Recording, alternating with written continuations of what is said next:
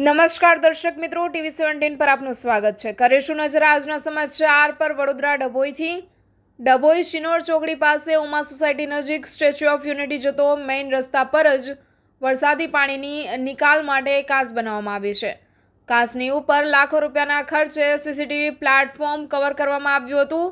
કેટલીક જગ્યાએથી કાંસ ઉપરના પ્લેટફોર્મ 20 ફૂટ ગાબડું પડી ગયું છે. સ્ટેચ્યુ ઓફ યુનિટી જવાનું મુખ્ય માર્ગ હોય, રોજના અસંખ્ય વાહનો પસાર થાય છે.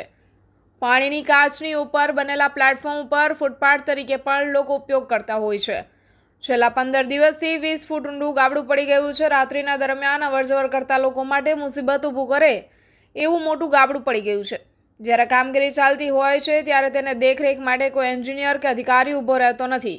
તેના કારણે કોન્ટ્રાક્ટરોને ખુલ્લો દ્વાર ભ્રષ્ટાચાર કરવાનો મોકો મળી જાય છે, જેમાં પૂરતું મટીરિયલ વાપરવામાં આવતું નથી.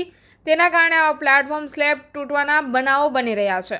ડભોઈ શિનોર ચોકડી ઉમા સોસાયટીના રોડ ઉપરથી જતી વરસાદી કાંસ બનાવવામાં આવી હતી.